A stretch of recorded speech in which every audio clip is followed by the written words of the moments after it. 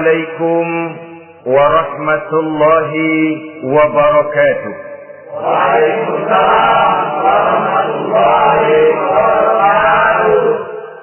بسم الله الرحمن الرحيم. الحمد لله رب العالمين، والعاقبة للمتقين، ولا عدوان إلا على الظالمين، والصلاة والسلام على أشرف الأنبياء والمرسلين سيدنا ومولانا محمد وعلى آله وأصحابه المجاهدين الطاهرين. أما بعد. Saudara-saudara kaum muslimin rahimakumullah,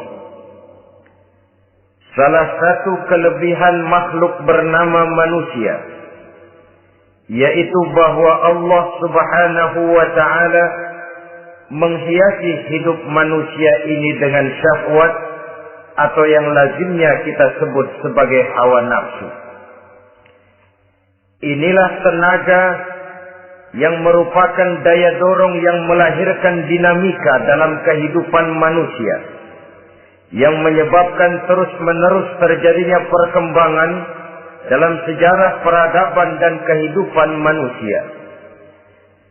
Hawa nafsu bisa melambungkan seseorang kepada puncak kejayaan, dan hawa nafsu dapat menenggelamkan seseorang ke dasar jurang kehancuran yang paling dalam. Pada surah Ali Imran ayat 14, Allah subhanahu wa ta'ala berfirman, A'udzu billahi minasy syaithanir rajim. Zuyyina lin-nasi hubbus syahawati minan nisa'i wal banin wal qanatiril muqantarati minadh dhahabi wal fiddah wal khayril musawwamati wal an'ami wal harth. Dzalika mata'ul hayatid dunya wallahu 'indahu husnul ma'ab. Mari kita perhatikan ayat ini lebih dekat lagi. Allah subhanahu wa ta'ala menjelaskan, Zuyyina lin-nasi hubbus syahawat. Makhluk manusia itu dihiasi dengan hawa nafsu. Dengan kata lain, hawa nafsu adalah perhiasan. Manusia tanpa hawa nafsu sama saja dengan orang yang tidak berhias, monoton, tidak mempunyai perkembangan dalam gerak kehidupannya. Tetapi kalau hawa nafsu adalah perhiasan, maka jika kita berbicara soal perhiasan, ada dua hal yang harus menjadi catatan pokok. Pertama, kapan satu perhiasan boleh kita pakai? Yang kedua, di mana perhiasan itu harus kita pakai? Kalau saudara berdandan rapi, pakai sepatu dengan kaos kaki, celana, jas, pakai dasi segala macam, tapi itu saudara lakukan pada saat saudara akan pergi ke WC, maka saudara sudah memakai perhiasan tidak pada waktu yang tepat. Begitupun sebaliknya, kalau jam tangan saudara pakai di kaki, kopiah saudara pasang di kaki, lalu sepatu naik ke atas jidat, maka saudara memakai perhiasan tidak pada tempatnya yang tepat. Demikian juga sifat yang bernama nafsu. Kapan dia boleh diperturutkan, di mana dia boleh disalurkan, adalah tugas daripada agama untuk mengatur syahwat atau hawa nafsu. Lihatlah kehidupan malaikat. Malaikat makhluk yang diciptakan Allah tanpa hawa nafsu. Maka kehidupan malaikat monoton. Malaikat tidak mempunyai peradaban dan kebudayaan. Malaikat adalah makhluk yang secara instinktif diciptakan untuk berbakti, tidak punya alternatif atau pilihan lain. Saudara lihat, ada malaikat yang sejak diciptakan diperintahkan untuk sujud, sujud saja sampai sekarang, enggak bangun-bangun. Ada malaikat yang sejak diciptakan diperintahkan untuk tasbih, tasbih saja, yang lain tidak. Ada malaikat yang sejak diciptakan diperintahkan mencabut nyawa, nyawa saja urusannya, yang lain tidak. Pekerjaannya monoton, tetapi memang karena tidak ada hawa nafsu, tidak ada kecenderungan malaikat untuk nyeleweng. Belum pernah kita dengar misalnya ada malaikat Jibril korupsi ayat. Ini kelihatannya ayat bagus ini, nggak usah disampaikan kepada bawahan Muhammad, dipakai sendiri saja. Tidak. Kita belum pernah dengar malaikat maut keliru mencabut nyawa orang yang belum waktunya modar. Belum pernah. Malaikat itu ibadun mukramun, la ya'sunallaha fima amarahum wa yaf'aluna ma yu'marun. Maka kehidupan malaikat adalah monoton. Dinamika tidak ada, peradaban dan kebudayaan juga tidak ada. Andai kata bumi dan seluruh isinya diserahkan kepada malaikat untuk mengisinya, barangkali saudara tidak akan pernah kenal jembatan Semanggi, saudara tidak akan pernah kenal Monas, gedung-gedung bertingkat, gedung-gedung pencakar langit. Semua yang menggerakkan itu adalah karena manusia mempunyai hawa nafsu. Nah, kemudian pada kalimat berikutnya Allah memberikan rincian. Apa nafsu kepada apa yang paling menonjol dalam kehidupan manusia itu? Pertama, minan nisa, hawa nafsu kepada perempuan. Ini tentu yang ditujukan laki-laki. Dimanapun saja makhluk bernama laki-laki, kalau dia normal, tidak impoten, mesti suka kepada perempuan. Itu wajar, bin pantas alias normal. Tetapi tadi saya katakan di awal, nafsu kepada perempuan adalah perhiasan. Kapan makainya, di mana makainya, itulah tugas agama memberikan tuntunan dan aturan. Saudara-saudara kaum muslimin rahimakumullah, nafsu kepada wanita dapat mengantarkan seseorang kepada puncak kejayaan, tapi nafsu kepada wanita bisa menenggelamkan seseorang ke jurang kehancuran. Bergantung kepada latar belakang apa yang mendorong timbulnya syahwat tadi. Dengan kata lain, motivasi syahwat tadi digerakkan oleh iman dan ketakwaan, atau semata-mata karena memang syahwat yang merupakan kendaraan iblis. Penyelewengan pertama yang terjadi dalam sejarah kehidupan manusia adalah penyelewengan yang dilakukan oleh Nabi Adam alaihi salam pada saat ia memetik buah khuldi. Kenapa itu dilakukan oleh Nabi Adam? Karena terdorong oleh rasa sayang dan cinta kepada istrinya Hawa. Sebenarnya Hawa lah yang merajuk, Siti Hawa lah yang membujuk, dan Nabi Adam oleh karena syahwatnya kepada istrinya memperturutkan bujukan Siti Hawa itu. Peristiwa Nabi Adam ribuan tahun yang lalu akan terus relevan sampai ke zaman kita sekarang ini. Berapa banyak orang-orang yang karena terlalu ingin menyenangkan istrinya, lalu tidak segan-segan melakukan perbuatan-perbuatan yang menyimpang, baik itu merugikan orang lain, merugikan masyarakat, bahkan merugikan bangsa dan negaranya. Seorang pedagang tidak akan segan-segan menipu. Sebaliknya pun begitu. Tidak jarang wanita di dalam kelemahannya bisa menenggelamkan dunia. Seorang suami yang jujur, polos, lugu, sederhana bisa jadi koruptor ulung karena didorong-dorong oleh istrinya. Istrinya barangkali bisa saja dibakar-bakar oleh tetangganya.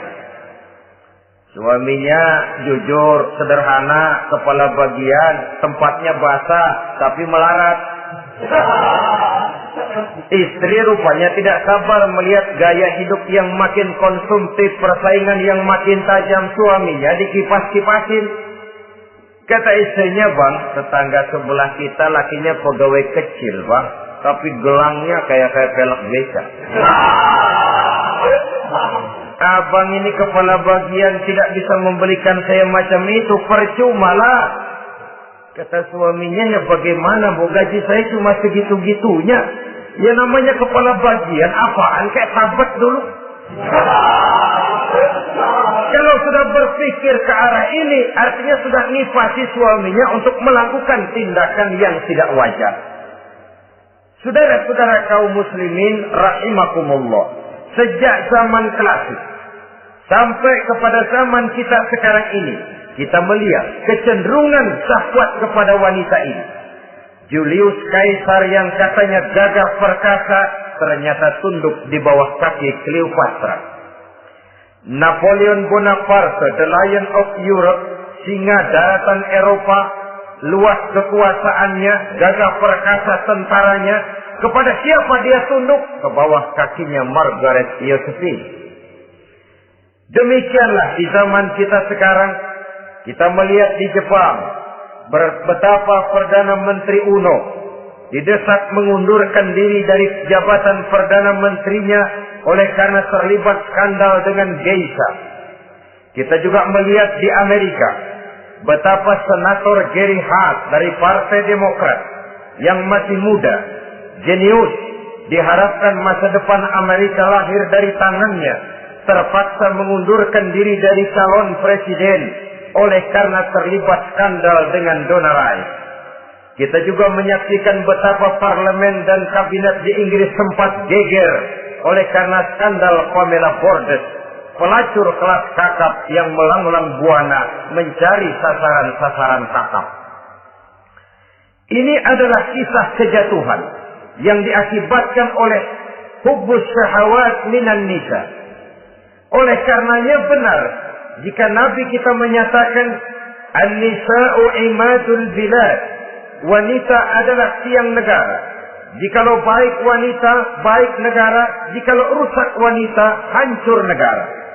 Kalau syahwat kepada wanita cuma semata-mata karena syahwat, maka seorang laki-laki akan memandang wanita cuma sekedar alat pemuas hawa nafsu. Nilainya rendah. Sedangkan agama kita mengajarkan ma akraman nisa'a illa karimun wa ma ahanan nisa'a illa laimun, kata Nabi. Tidak akan menghormati kaum wanita kecuali orang-orang yang terhormat, dan tidak akan merendahkan derajat kaum wanita kecuali memang orang-orang yang rendah moralnya.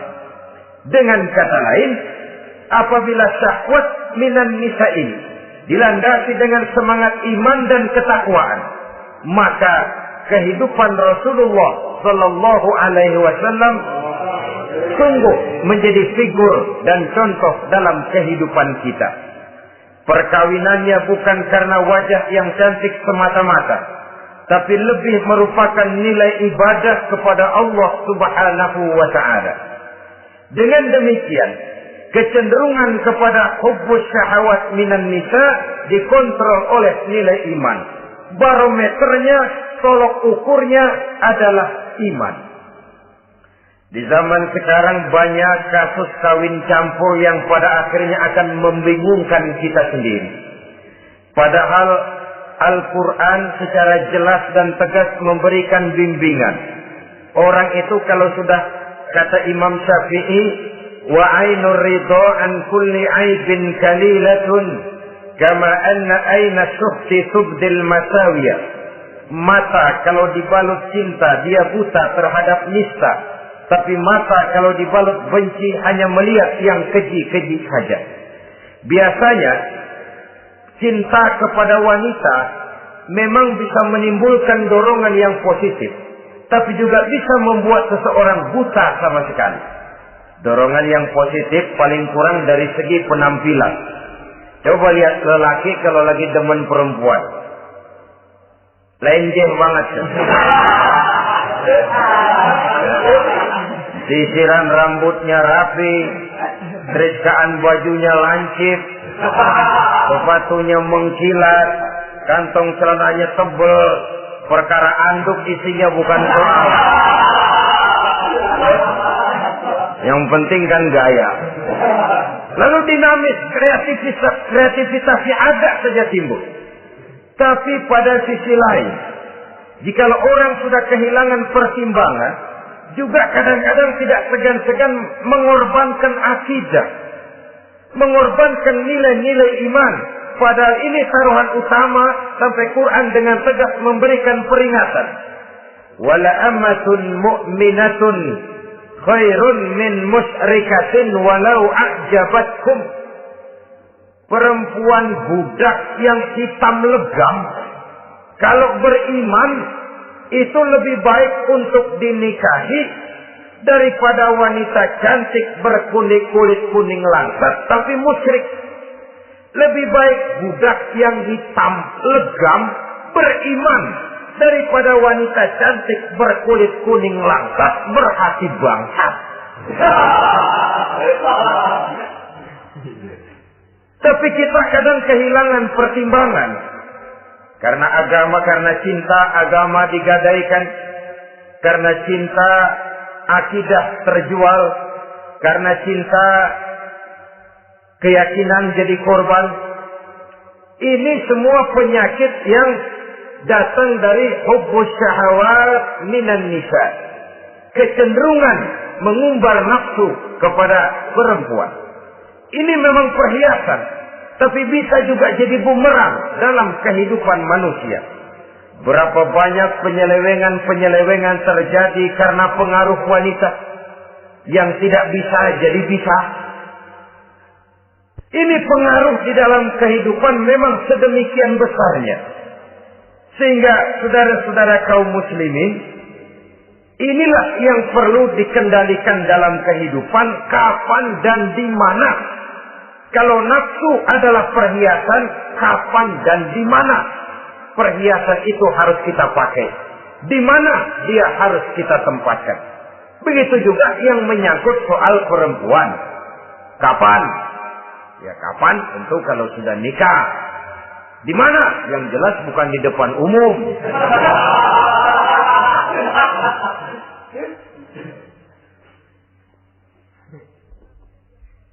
Ini nafsu yang pertama, minan nisa. Yang kedua, wal banin. Dihiasi juga manusia dengan kecintaan kepada banin. Makna banin di sini ay al-aulad, anak-anak laki. Kenapa disebut banin, anak-anak laki?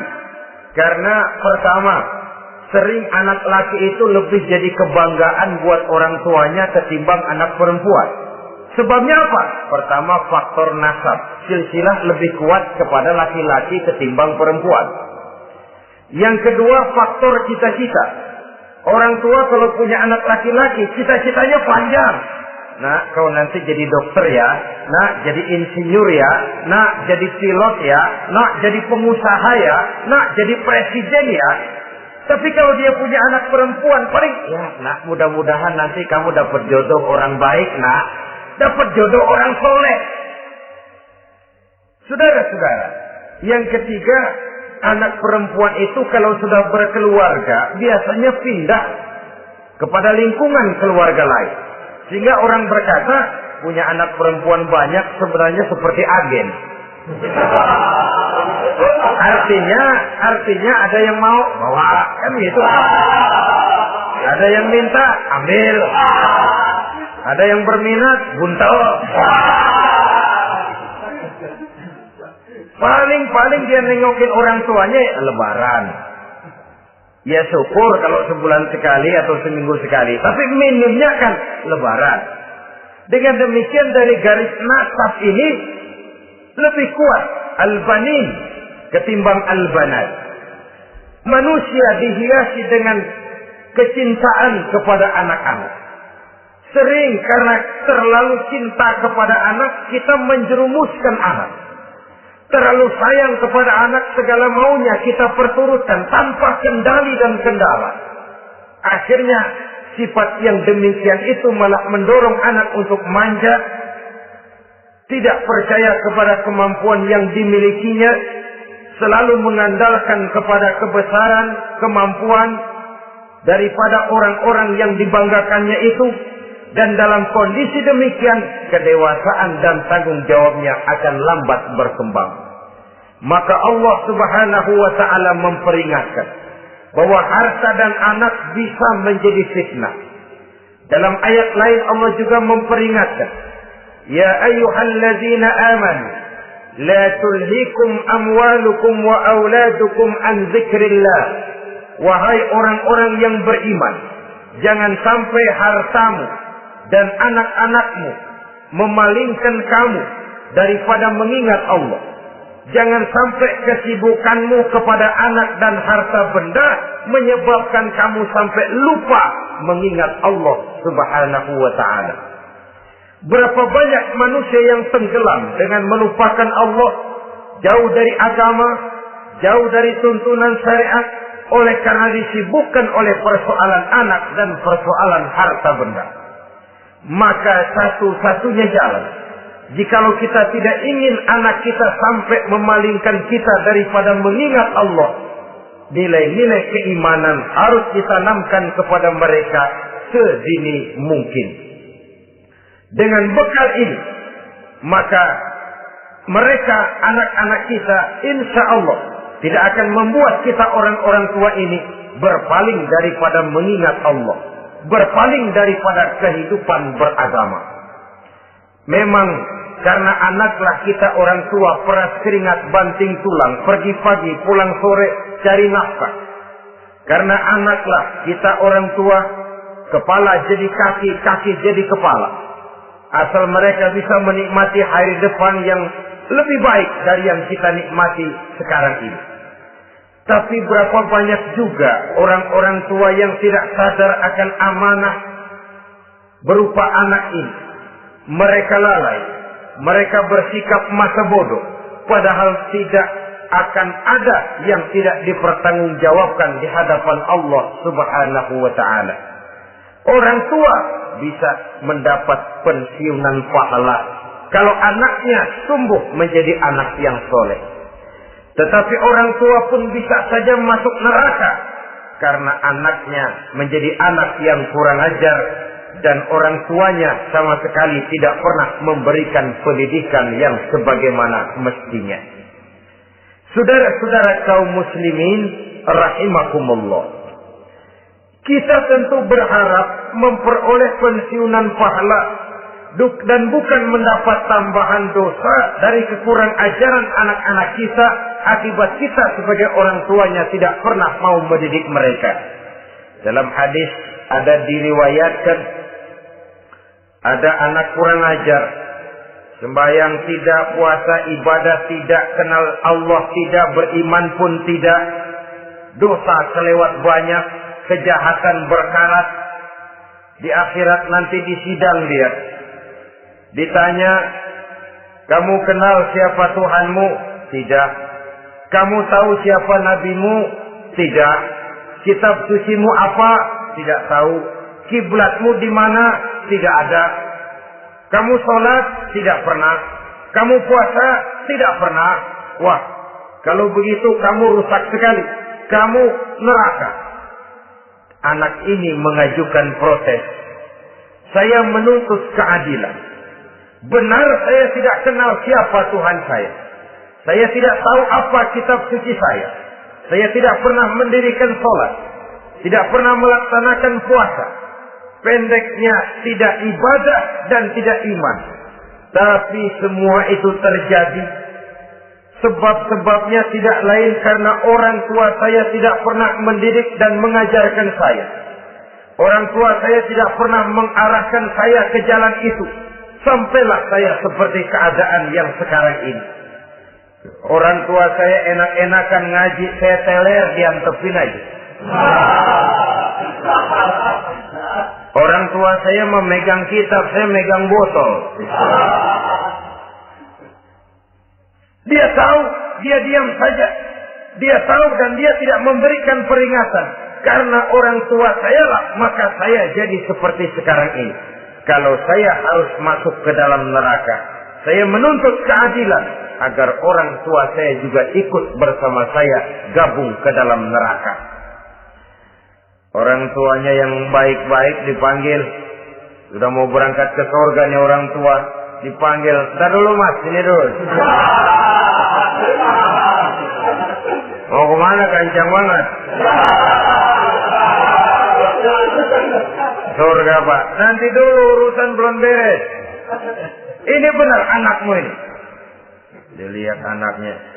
Iya anak saya ini. Waktu di dunia nggak pernah diajarin ngaji. Nggak pernah. Sampai dia nggak kenal Tuhannya. Nggak kenal nabinya. Nggak kenal kiblatnya. Nggak kenal kitabnya. Iya. Dia sembahyang, kamu diam, dia nggak sholat, kamu diemin aja. Iya kali. Kenapa pakai kali? Yang benar ngomong. Ramadan dia nggak puasa, kamu nggak tegur, kamu diam saja. Iya. Wah, kamu nggak tanggung jawab. Kamu tahu anak itu adalah amanah. Menyia-nyiakan amanah adalah khianat. Khianat adalah dosa besar. Jadi bagaimana saya? Ya kamu gabung sama anakmu, join ke neraka berdua bareng. Lantaran kamu tidak mau mendidik mereka, anak-anakmu, maka jadilah anak-anakmu seperti sekarang ini. Saudara-saudara kaum muslimin rahimakumullah. Sebaliknya, jikalau anak-anak kita yang kita cintai ini, yang merupakan buah hati belahan jantung, tumbuh dan berkembang menjadi anak-anak yang soleh, yang bermanfaat bagi masyarakatnya, bagi agama, bangsa dan negaranya, kita orang tuanya bolehlah tentram menerima pensiunan pahala. Menerima pensiunan pahala dari kesolehan anak yang ditinggalkannya. Alangkah nikmatnya mendapat pensiunan pahala. Terbaring kita di bawah pohon kemboja. Nilai kebaikan kita dikenal orang. Nama kita akan tetap hidup. Oleh karena kita meninggalkan anak-anak yang tumbuh menjadi generasi yang soleh. Bukan anak yang salah. Oleh karenanya, kecintaan kepada anak jangan sampai membuat kita lalai dari mengarahkan mereka kepada kehidupan beragama. Di zaman sekarang ini, kecenderungan kita mengarahkan anak pun sudah kepada kecenderungan yang berbau materialistis. Maka yang ramai bagaimana anak bisa mengejar program MBA, Master of Business Administration, supaya keluar bisa jadi manajer. Bagaimana anak lalu kursus komputer, supaya keluar menjadi tenaga yang canggih di bidang komputer. Ya, kalau dia perempuan cantik, bagaimana dia bisa masuk Akademi Sekretaris and Management, supaya bisa jadi sekretaris. Atau bagaimana dia bisa masuk sekolah nyanyi, supaya nanti jadi penyanyi dengan tarik suara, uang lalu mengalir ke dalam kocek jutaan nilainya. Maka yang ramai pun hal-hal yang semacam itu. Dalam pada itu, pengajian, kursus-kursus keagamaan, study club yang membicarakan masalah-masalah agama, ramainya kadang-kadang kalau bulan Ramadan, dianggap training center. Ya lumayan, daripada tidak sama sekali mah lumayan. Tapi dengan demikian ini kan merupakan bagian terpokok dari kehidupan manusia. Alangkah idealnya jika dia mengantongi gelar MBA, Master of Business Administration, tapi punya nilai iman yang tangguh, ahli komputer, tapi punya keyakinan beragama yang mantap. Dan ini harus ditanamkan lebih dahulu sebelum dia menguasai disiplin ilmu yang lainnya. Saudara-saudara kaum muslimin rahimakumullah. Kecintaan kepada anak-anak sering mendorong seseorang untuk menimbulkan sifat nepotisme. Segalanya serba garis keturunan. Sejak ia jalur birokrasi sampai ke dalam kehidupan sehari-hari, nepotisme ini bisa terlihat. Orang kehilangan kondisi objektivitasnya. Mampu atau tidak, soal lain. Bidangnya atau tidak, bukan soal. Yang penting masih ada hubungan keturunan. Maka timbullah tumpang tindih untuk sesuatu pekerjaan yang tidak sesuai dengan kemampuan dan keahliannya. Di desa-desa kita melihat masjid, ketua masjid bapaknya, bendahara anaknya, sekretaris mantunya, Bilal besannya, polbeduk engkongnya. Pokoknya asal masih ada garis keturunan, masuk, tidak minggir. Ini pada akhirnya kurang menciptakan pemerataan kesempatan. Iyalah kalau profesinya, tapi kan jarang yang demikian itu. Kita boleh cinta kepada anak-anak kita, tapi jangan lalu mempergunakan posisi yang kebetulan kita gunakan untuk menempatkan anak-anak kita lebih dari kemampuan yang mereka miliki. Nepotisme yang lahir. Sehingga ini bukan saja tidak mendidik, tapi mengakibatkan terjadinya tumpang tindih. Tidak lagi berprinsip the right man on the right job, bahwa orang harus ditempatkan sesuai dengan keahliannya, tapi kita sudah berpikir subjektif. Ahli atau tidak ahli, asal masih berbau keturunan, ayo silakan. Nepotisme yang akan lahir. Oleh karenanya, mencintai anak adalah sesuatu yang merupakan perhiasan di dalam kehidupan. Wajar, tetapi harus kita menempatkannya sesuai dengan semestinya. Ini yang kedua. Yang ketiga, nafsu yang menghiasi hidup manusia itu adalah nafsu kepada wal qanatiril muqantarati minaz zahabi wal fiddah. Al-qantarah ay al-malul katsir. Kecintaan, kesenangan, nafsu kepada harta benda yang banyak daripada emas dan perak. Ini tentu sesuai dengan situasi dan kondisi. Kecintaan untuk mengumpulkan harta benda yang sebanyak-banyaknya. Baik itu berupa emas, baik itu berupa perak. Ini cuma penyebutan beberapa jenis dari kecenderungan manusia kepada harta benda. Bukankah sering dikatakan orang bahwa manusia di dalam berhadapan dengan harta itu seperti meminum air laut. Makin diminum, makin kering tenggorokan, makin haus kita dibuatnya. Apabila watak ini kita perturutkan, maka manusia tidak akan pernah kenal puas, tidak akan pernah kenal cukup. Nabi kita memberikan peringatan. Lau anna libni Adam wadiyan min zahabin labtagha lahuma thalithan wa la yamla'u jawfa ibni Adam illa turab. Andai kata manusia mempunyai dua buah ladang yang seluruhnya berisi emas, akan puaskah manusia? Tidak. Mereka akan cari ladang emas yang ketiga. Wala yamla'u jawfa ibni Adam illa turab. Sungguh mulut manusia ini tidak akan pernah penuh terisi kecuali kalau sudah disumpal dengan tanah. Artinya kalau sudah dia dipendam di liang lahat baru cukup. Tetapi sepanjang dia masih bergerak, masih hidup dan bernyawa, masih bisa berusaha dan berbuat, dia tidak akan pernah mengenal puas. Ini akan mendorong manusia terjebak kepada menghalalkan segala cara untuk mencapai tujuan. Yang penting kaya, kan begitu. Dan cepat. Sebab sekarang orang sering motong kompas. Yang penting kan cepat kaya. Soal cara, kalau jujur aja mah, sampai kapan mau kaya? Perkara itu renten, bukan soal. Perkara itu judi, tidak jadi masalah. Perkara itu korupsi menyangkut hak orang banyak, bukan soal. Yang penting cepat kaya. Dan anehnya lagi, tidak malu menumpuk kekayaan dengan cara yang tidak wajar. Ya kan orang hidup bermasyarakat tuh bisa dianalisa toh. Emang usahanya apa sih? Gajinya sebulan berapa sih? Kok bisa gitu-gitu bener sih? Dari mana sih? Secara langsung orang tidak berani bertanya, tapi dari mulut ke mulut akhirnya tersebar jadi rahasia umum. Jano kan punya ano, dia anonya seano.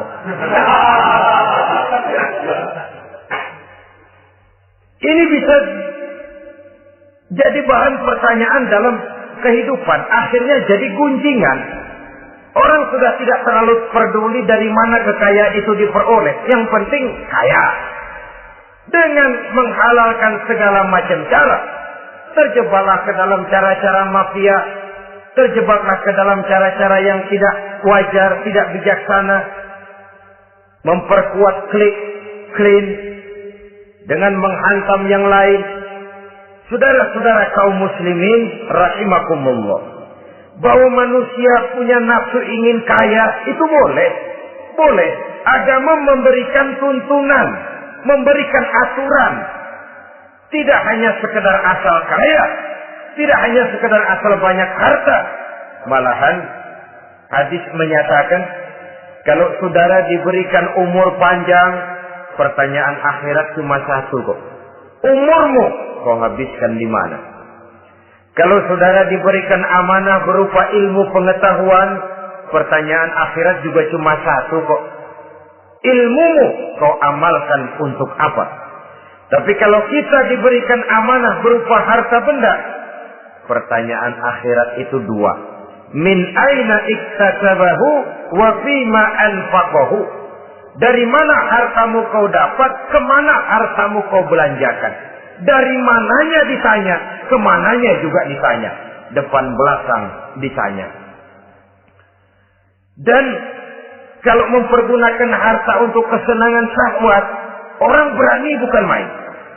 Tapi kalau untuk kepentingan agama, yang hakikatnya untuk kepentingan dirinya sendiri, berat seperti nyabut bambu dari ujung. Orang kalau menyumbang masjid 100.000, itu kan zahirnya memberikan panitia masjid. Tapi hakikatnya kan dia nabung buat dirinya sendiri. Seolah-olah dia cuma berkata, Pak, tolong saya titip 100.000, ini untuk kepentingan saya di akhirat nanti. Silakan uangnya mau dibelikan semen, pasir, kaca, pintu, jendela. Silakan. Saya cuma titip ini untuk saya di akhirat nanti. 100.000 Pak. Zahirnya dia memberikan kepada panitia masjid, madrasah, pesantren, yatim piatu. Hakikatnya dia nabung buat dirinya sendiri di akhirat. Malah tabungan ini bukan SDSB namanya, SDBS. Sumbangan dana berhadiah surga. Itu SDBS namanya. Sekarang orang mengejar SDSB, lalu berat mengejar SDBS. Sumbangan dana yang berhadiah surga. Langsung dari Allah subhanahu wa ta'ala. Coba kalau dia main golf, sewa lapangan golf itu 400-500 ribu sebulan. Paling 4-5 kali main. Beli stick golfnya saja sampai jutaan. Datang panitia pembangunan masjid 100. Minta didoain masuk surga lagi. Surga 100.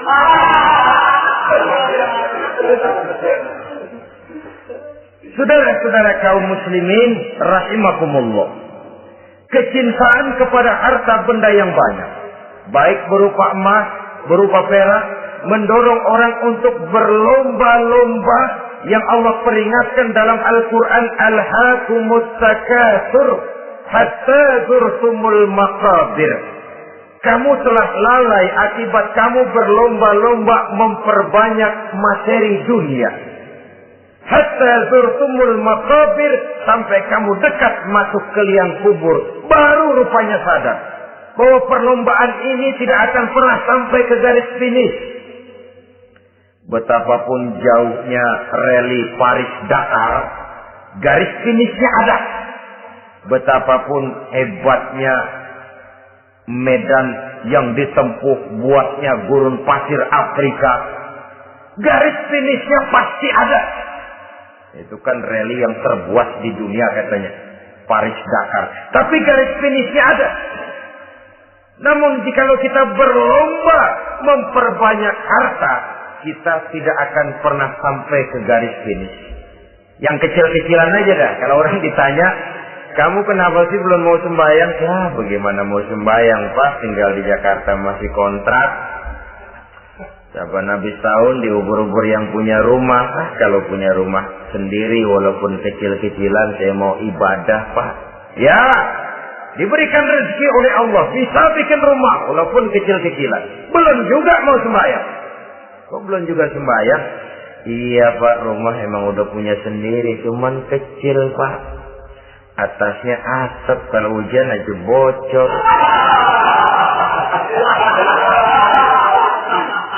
Kalau bisa bikin rumah yang permanen, Pak, tenang, saya ibadah, sembahyang saya rajin.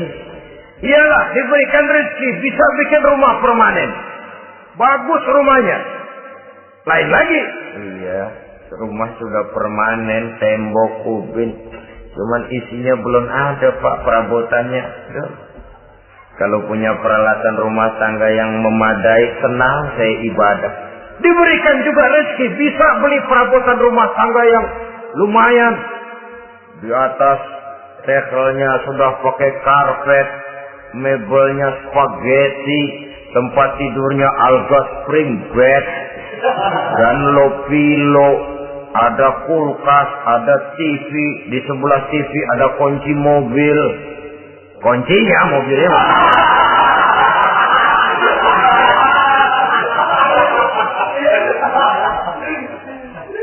Bagaimana? Sekarang sudah cukup perabotan? Perabotan sudah ada, Pak, cuman kendaraan belum punya ini. Kemana-mana masih ngukur jalanan aja.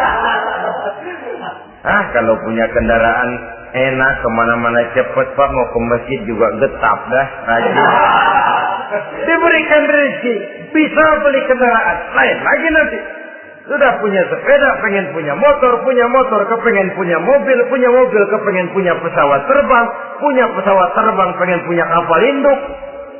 Sudah punya kebun, pengen beli sawah, sudah punya sawah, pengen punya gunung, sudah punya gunung, laut diborong.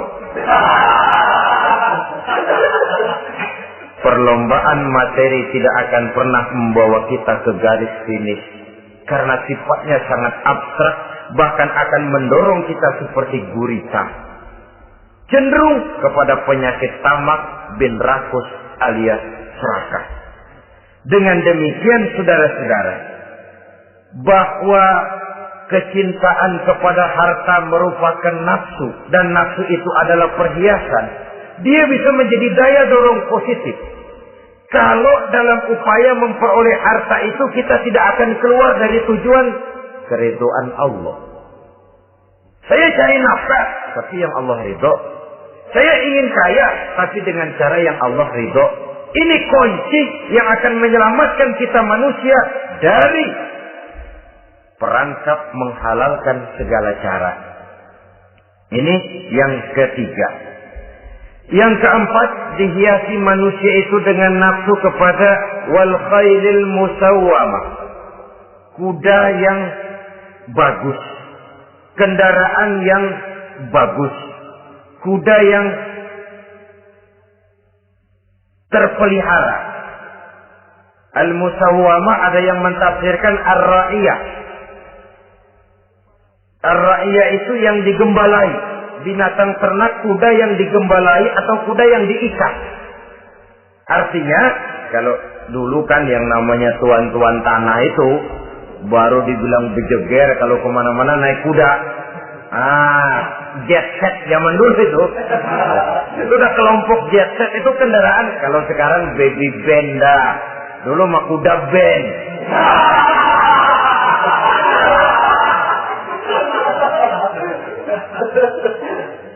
Manusia punya kecenderungan suka kepada kendaraan. Apalagi di zaman sekarang ini, wah, iklan-iklan itu kan sangat menggoda kita. Melayani segala macam bentuk penjualan. Ini lalu terangsang biar duit cekak. Kalau udah ngebaca itu, wah, berani banget dah. Tahu duit nggak mungkin cukup, tapi begitu baca melayani segala macam bentuk penjualan dengan fasilitas ringan. Jadi dah. Jadi juga punya mobil, jadi dah. Perkara utang itu bakal nyekek leher, bukan soal.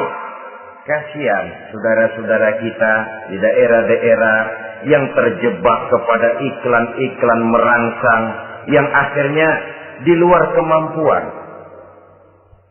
Sehingga terjebak pada saat dia harus mengembalikan kredit, dia tidak mampu, barang disita, uang hangus, nyengir. Bekipak kembali tahlil. Habis arang besi binasa. Bahwa kita menginginkan kendaraan yang serba baik, silahkan.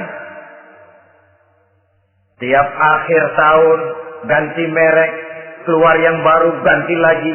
Itu kalau orang yang mampu. Buat kita yang tidak mampu, kenapa tidak bersyukur melihat yang lebih rendah di bawah kita? Alhamdulillah kita punya mobil, tangga kita cuma punya motor. Yang punya motor, syukur kita punya motor bisa rada cepetan. Tangga sebelah punya sepeda. Mana-mana kekejek mulu. Yang punya sepeda, alhamdulillah punya sepeda. Tangga sebelah kemana-mana jalan kaki. Yang jalan kaki, syukur masih bisa jalan. Teman sebelah lumpuh bertahun-tahun. Yang lumpuh, alhamdulillah masih hidup. Tangga sebelah kemarin out nggak balik lagi. Saudara-saudara, saya pikir menengok ke atas itu perlu supaya ada rangsangan kita untuk maju. Tapi menengok ke bawah pun juga lebih perlu agar kita mensyukuri yang ada dan tidak suudzon, tidak buruk sangka kepada Allah.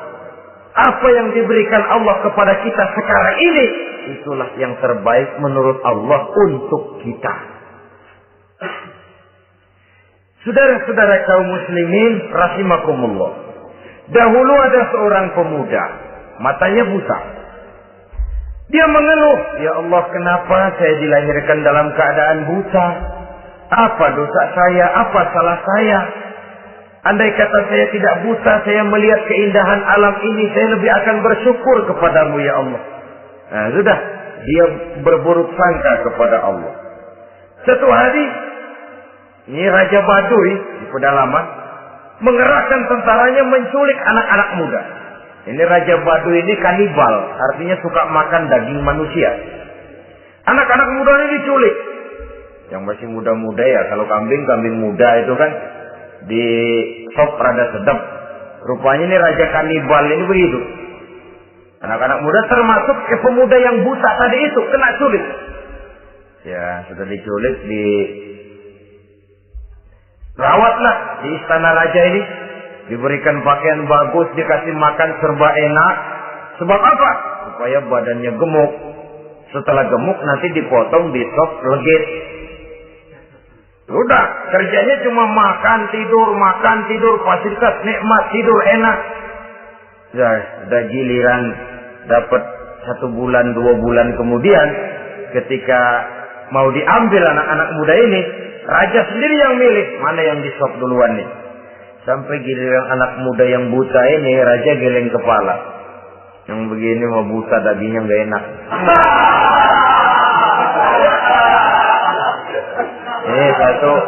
Satu lepas saja, lepas. Saya mau makan daging orang buta, lepas saja. Pulang ini anak muda, batinnya bersyukur, sujud syukur, ya Allah, katanya untung saya buta.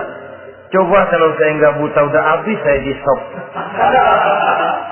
2 bulan yang lalu dia mengeluh, ya Allah, kenapa saya dilahirkan dalam keadaan buta?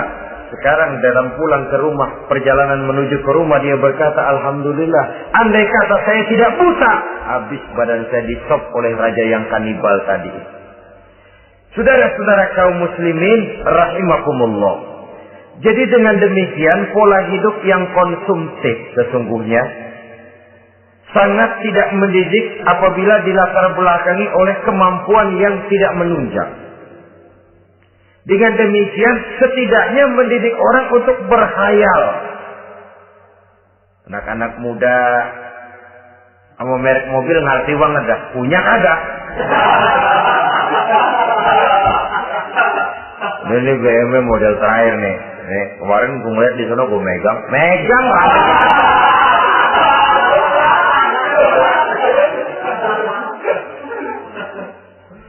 amal ini kalau tidak diimbangi dengan saluran yang positif, dia akan terjebak kepada penyakit tulul amal, panjang angan-angan. Baiklah ya, wal khailil musawwamah.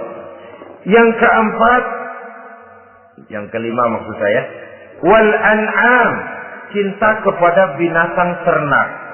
Manusia ini kan punya kecenderungan macam-macam. Setelah rumahnya bagus, hartanya banyak, kendaraannya cukup, ingin beternak. Jadilah peternak. Ini kecenderungan manusia, wajar saja sepanjang didapatkan dilakukan dengan cara-cara yang wajar. Wal harth, dan tumbuh-tumbuhan, bertani, bersawah, berladang, itu merupakan kecenderungan daripada manusia. Keseluruhan itu kata Allah, kecintaan kepada wanita, kepada anak, kepada harta benda, kepada kendaraan, kepada binatang ternak, kepada tumbuh-tumbuhan, zalika, semua itu mata'ul hayatid dunya, merupakan kesenangan hidup dunia. Berapa lama kesenangan hidup dunia? Sebentar, seumur manusia. Seumur manusia. Bahkan kadang-kadang pada saat dia masih hidup pun orang tidak sepenuhnya sempat menikmati kesenangan hidup dunia.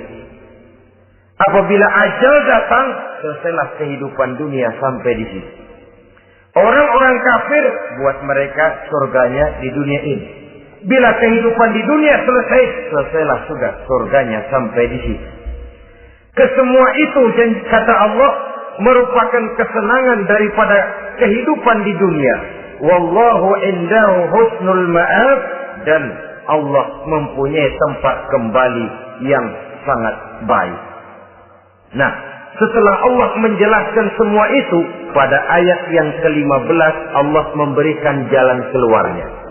Memperturutkan nafsu kepada wanita, anak-anak, harta benda, kendaraan, binatang ternak. Bijaksanakah itu? Dalam ayat ke-15 surah Ali Imran ini, Allah memberikan penjelasan tuntas. Qul a'unabbi'ukum bi khairin min zalikum. Katakan kepada mereka Muhammad, maukah kamu aku beri kabar yang lebih baik dari semua itu? Lebih baik daripada kesenanganmu kepada wanita, kepada anak-anak, kepada harta benda, kepada kendaraan dan sebagainya. Mau kamu aku beritahu yang lebih baik daripada semua itu? Jawaban tentu mau. Kalimatnya bukan ukhbirukum, a'unabbi'ukum. An-naba itu berita yang besar. Lain dengan al-khabar, itu berita biasa saja. An-naba, sehingga pembawa berita disebut nabi. Dari naba yang bi, pembawa berita yang benar. A'unabbi'ukum, maukah aku tunjukkan kepada satu berita yang benar-benar besar dan benar-benar lebih baik dari yang semua disebutkan tadi. Apa jalan keluarnya? Lillazina taqaw 'inda rabbihim jannatun tajri min tahtiha al-anhar. Bagi orang-orang yang bertakwa kepada Allah, mereka akan mendapatkan surga yang di bawahnya mengalir sungai. Khalidina fiha, mereka akan kekal di dalamnya. Wa azwajun mutahharah, dan mereka mendapat istri-istri yang suci. Waridwanum minallah, dan keridhaan daripada Allah subhanahu wa ta'ala. Kalau kamu hai orang-orang yang beriman, kalau kamu hai manusia menyangka bahwa nafsu kepada wanita, anak-anak, mengumpulkan harta benda, kendaraan yang menarik, binatang ternak dan tumbuh-tumbuhan itulah yang lebih baik untuk kesenangan dunia, memang itu kesenangan dunia. Tapi nih, seolah-olah kata Allah, nih, saya kasih tahu kamu, aku beritahu yang lebih baik dari semua itu. Apa? Takwa kepada Allah. Kecintaan kepada wanita. Kalau takwa dasarnya, orang nggak amburadul, nggak semrawut, nggak pokoknya gue masal perempuan dan mbak terus. Tapi punya kaidah, punya norma. Demikian juga kepada anak-anaknya. Demikian juga kepada harta benda. Pokoknya asal harta, mau halal, mau haram, tekuk terus deh. Semuanya dilandasi oleh taqaw, lillazina taqaw, oleh ketakwaan kepada Allah. Nah, ketakwaan ini akan menghasilkan apa? Inda rabbihim jannatun tajri min tahtihal anhar. Menghasilkan surga yang di bawahnya mengalir sungai-sungai. Saudara-saudara kaum muslimin rahimakumullah, jika kita menyangka bahwa wanita bisa memberikan kesenangan, iya, kesenangan dunia. Jika kita menyangka bahwa harta benda bisa memberikan kesenangan, iya, kesenangan dunia. Jika kita menyangka bahwa kendaraan bisa memberikan kesenangan, iya, kesenangan dunia. Tapi kita tidak cuma ingin itu, kita ingin itu semua juga bisa membawa kesenangan akhirat. Caranya landasi dengan takwa. Kesenangan kepada wanita didasari dengan takwa. Maka jangan jadikan wanita cuma sekedar alat pemuas hawa nafsu. Kesenangan kepada anak-anak dilandasi dengan takwa. Maka anak-anak diarahkan kepada jalan yang diridhoi Allah. Kesenangan kepada kendaraan dilandasi dengan takwa. Maka kendaraannya selalu mengarah berjalan menuju jalan takwa, diridhoi oleh Allah Subhanahu wa taala. Kalau tidak, tuh mobil selempengan Ancol gancang banget ya. Tapi giliran dihadapin ke masjid, mogok malah. Urusan ngaji ada aja halangannya tuh kendaraan. Tapi kalau untuk urusan maksiat, ngebut benar-benar. Dilandasi dengan ketakwaan. Sehingga dengan demikian tidak hanya sekedar surga di dunia ini, tapi lebih-lebih di surga di akhirat nanti. Khalidina fiha, kekal. Kalau dunia ini kan zillun zail, bayangan. Hari ini kita jaya, besok kita bangkrut. Siapa yang mau menghalangi? Hari ini kita melambung, besok kita nyungsep. Siapa yang bisa menarik? Tidak kekal, berubah, temporer, relatif. Di sana kebahagiaan yang dilandasi dengan takwa ini sudah surga, kekal di dalamnya, azwajun mutahharah. Dapat istri-istri yang suci. Suci dalam arti belum pernah dijamah orang lain. Suci dalam arti tidak pernah terkena halangan. Seperti mens misalnya. Baik menstruasi atau mencret, itu tidak. Azwajun mutahharah. Konon makna mutahharah ini ya artinya juga bisa selalu gadis, bidadari, selalu perawat. Tidak pernah janda, walaupun tiap hari dipakai, perawan terus. Dan yang lebih penting, waridwanum minallah, mendapat ridho dari Allah Subhanahu wa taala. Jadi hawa nafsu dengan motivasi takwa, itulah sesungguhnya yang dikehendaki oleh Ali Imran ayat 14 dan 15. Dengan demikian, manusia dengan ketakwaannya mengendalikan hawa nafsu dan bukan malah dikendalikan oleh hawa nafsunya. Sehingga dengan demikian seluruh fasilitas yang dimilikinya, baik itu berupa istri, anak, kendaraan, binatang ternak, harta benda, tanam-tanaman, seluruhnya semakin meningkatkan ketakwaannya kepada Allah Subhanahu wa taala. Mudah-mudahan kita bisa mencapai tingkat ini di mana kita hidup mampu dan sanggup mengendalikan nafsu, bukan malah dikendalikan oleh hawa nafsu. Terima kasih dan mohon maaf. Wassalamualaikum warahmatullahi wabarakatuh. Waalaikumsalam warahmatullahi wabarakatuh.